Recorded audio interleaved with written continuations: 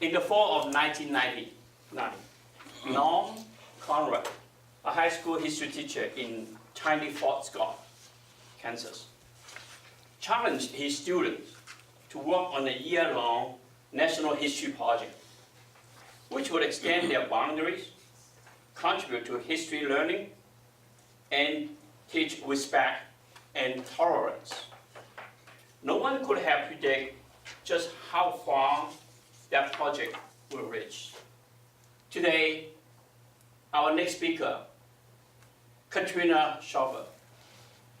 She's going to talk about this story a bit long, more in detail, and the speech title is, "He who changes one person changes the world entire." Please join me in welcoming Katrina Shawver. Thank you. Mr. Toastmaster, fellow Toastmasters, and most honored guests. 4 high school students took up that challenge to work on this National History Project. And the teacher had one other requirement. This project had to fulfill the classroom motto, which was, "He who changes one person changes the world entire." To give the students a head start, Mr. Conrad handed them a piece of paper that was a newspaper clipping from some years earlier. It had one sentence: "Irena Sendler saved 2,500 children from the Warsaw Ghetto." Piquing their curiosity, they wanted to know who Irena Sendler was. So who was Irena Sendler? Irena Sendler was born in Poland in 1910. Her father was a doctor, and he actually died young because he treated patients with typhus when no one else would treat them. Come up to World War II, she was working for the city of Warsaw as a social worker. As a social worker, she had papers that could get her in and out of the Warsaw Ghetto. She had friends in the Warsaw Ghetto, and from the beginning of the war, she started helping Jews. She would forge identity papers, help rescue people from food, give them shelter. She actually ended up forging over 3,000 identity documents to help people. In 1942, as the Warsaw Ghetto was walled in, she noticed there were orphans on the street dying, and she would go in and sneak one by one out, whether it was walking through the German courthouse from the ghetto side, out the other side, in a space under a stretcher. This woman built up a network of 10 helpers, and together they were able to rescue over 2,500 children from the Warsaw Ghetto. Pretty amazing. The Germans found out, and someone informed on her, and in 1943, she was arrested. The Germans wanted every name in the underground, and she knew a lot. She wanted to know about the children and what she had done. Well, for every child that Irena took, she insisted she was going to reunite these children with their families after the war. To do that, she would take out a slip of paper for each child she placed and write their name and the family they went with, and she put them in a glass jar. And soon this glass jar began to fill with more and more names. And this glass jar had to be hidden and private because anyone who helped a Jew, anyone in the underground, was subject to murder in their entire family. When the Germans arrested her in 1943, they interrogated her, they tortured her. They broke one leg, they broke the other leg. They broke both feet, and she never broke. She never gave up a name. She was condemned to die by firing squad, but at the last minute, the underground bribed a German guard, and she escaped. She spent the rest of the war in hiding.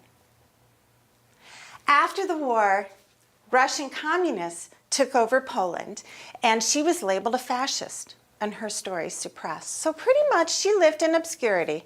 She never did unite most of the children because almost all of their parents died in Treblinka once the Warsaw Ghetto was emptied out. In 1965, she was awarded the Righteous Among the Nations for saving Jews. But let's fast forward to 1999, and these 4 students doing a history project. They began researching and uncovering documents and first research where none had been. No one knew about this woman. Well, in 1999, Irena was now almost 90 years old, living very quietly. The students at the end of the year, their project was a play called Life in a Jar. They had no idea how far that play would go. They won a National History Project. But that play today, as written, has been performed more than 350 times all across the country and in some foreign countries. What was even more amazing was in 2001, they reached out and these students and families and their teacher went to Poland to meet Irena Sendler. This was such an unusual story.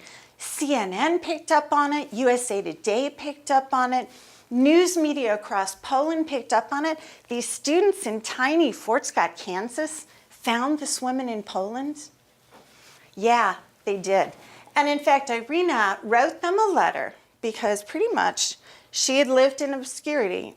And one of her words was, "I can't find the words to thank you, my dear girls. Before the day you have written the play, Life in a Jar, nobody in my own country and in the whole world cared about my person or my work during the war." Today, Irena Sendler will not be forgotten. There are books that have been written about her. There are movies. And actually, in 2007, the Polish government nominated her for the Nobel Peace Prize. This petite Catholic woman who had saved 2,500 people, she didn't get the Nobel Peace Prize. That year, Al Gore and a panel on climate change beat out this woman who saved 2,500 children. But she was nominated. Her story continues even from there. In 2007, these same people, the students, the history teacher, and a financier, founded a center in Fort Scott, Kansas, known as the Lowell Milken Center for Unsung Heroes. So powerful had it been for these students to uncover this story of Irena Sendler. They wanted to continue that legacy. And this center would encourage middle school and high school students through project-based learning to uncover more of these people. Today, that center has reached over 1 million students. People from 78 countries have traveled to this teeny tiny town in Kansas. The play continues to be performed. So I asked myself, what does a history teacher and 4 history students in Kansas and a brave Polish woman have in common? They most indeed go by the motto, "He who changes one person does indeed change the world entire." Mr. Toastmaster.